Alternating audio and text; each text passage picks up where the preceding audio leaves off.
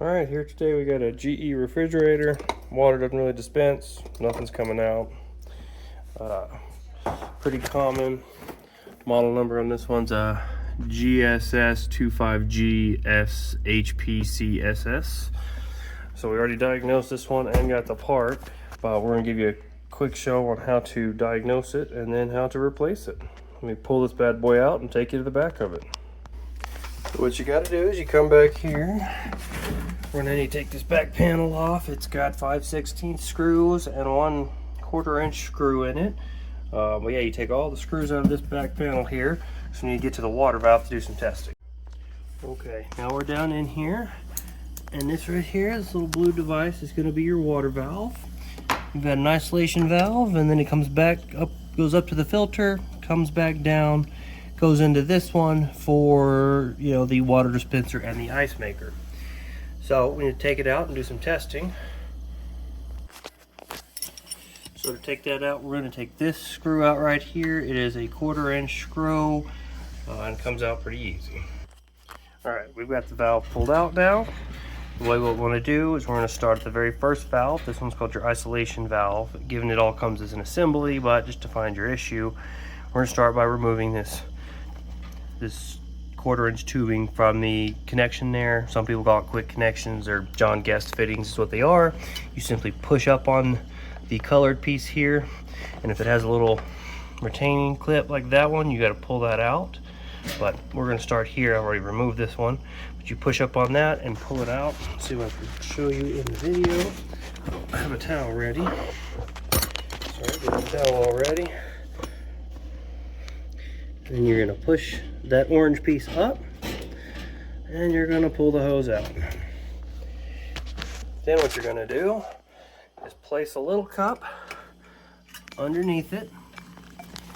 If you can, sorry, don't have that many hands. You're going to go around and you're going to hit the button. Now I've already done this, so I already know. What happens is a tiny little bit of water trickles out. So that tells us that there's no water coming out of here when this is where it comes in at. So you have to check, make sure there's pressure, which I've actually already done all this.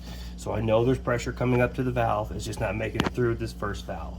So I did order a new valve. And on this model, it is a Whiskey Romeo 57X30890. And we're got that new valve sitting right there. And we're gonna go ahead and unhook all the connections to it. I'm gonna unhook all those water lines. We're gonna use, what is it, a 1/2 inch wrench? Yeah, it's a 1/2 inch wrench. We're gonna take this off, and we're gonna take all these water tubes loose. One thing to note is the new one does come with clips on it. You wanna take all those clips off before getting started. And if you need to, go one hose at a time, take it loose, put it on the new one. Unless you're like me and have been doing this your whole life and you just know where every tube goes. But for new people, I would recommend just taking one hose loose at a time and then putting it in the correct corresponding hole of the new one, because you do have 3/4 inches and 1 5/16, so you can't get this one wrong even if you tried, but you could get these wrongs if you mess up. Okay, so one thing we're noticing here, I've got all these hoses swapped over to where they should be. I don't have that one hooked up just yet, but the wiring that comes with this one is different than the one on the old one. See, this one was wired in. Can't even take these wires out. It goes up and goes into a little rubber connection there. So instead of using this wiring, we're going to take the wiring off the new one. We're going to use the wiring from the old one. Don't know why manufacturers don't know how to put instructions in a box or explain why the parts don't come the same as they are on the machine, but that tends to be the case in appliance world. So instead of trying to guess at what they want us to do with all this with no instructions, we're going to take these wires loose from this one and the wires from the new one, because the wiring's not bad, and we're just going to reconnect it. When you do that, you just pull them right off. So we swapped the wiring from the old one onto the new one. Now we're going to reconnect all these clips, and you just slip these right in the gap. If I can do it while holding my phone.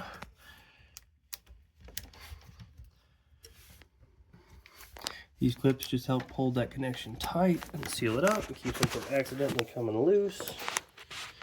What am I missing there? And now we're going to kind of ease all this up in there. Try not to bind anything up. It hooks in right here on this side, if I can get a picture of it. Right. Get a flashlight. Right there, you see it hooks into the machine, and we can put the screw back in it. And what you got to do is just screw this piece down on, but kind of get the nipple down in there. I don't know that I can do this while holding the phone. We'll see. Doo-doo-doo.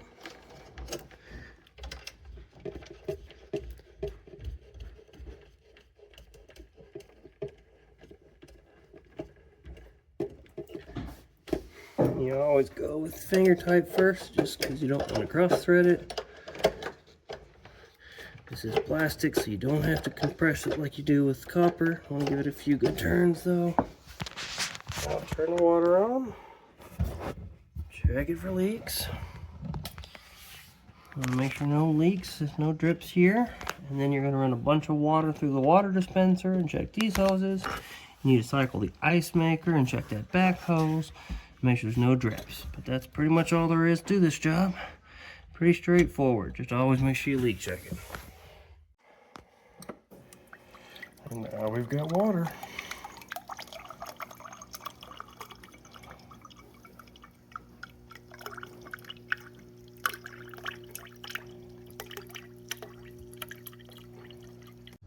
So one thing I didn't get video of in that last call was cleaning the condenser. It should be done every year. Their condenser, I don't know if it was in the camera angle or not, was pretty dirty. We did clean it up pretty good and we blew through it and made it look like brand new. You do always want to clean your condenser about every year. It's that metal coils on the back that you can see. And yeah, and since you're already back there, it takes no time at all to clean it, and it helps keep your compressor from getting too hot. So that's highly recommended to do anytime you pull the refrigerator out, and at least once a year, once every 2 years minimum. If you have pets, at least every year. Well, thanks for watching, and if I helped you at all, please like, subscribe. I'm going to start posting more common repairs. If you have a specific repair, you can ask about it in any video. I'll be checking the comments, and I can respond. I've been doing this since I was 13, 14 years old. I'm in my 30s now, so it's been a long ride. I know quite a bit about appliances and not a lot about other things, so I'm happy to help however I can in the appliance world. Thank you.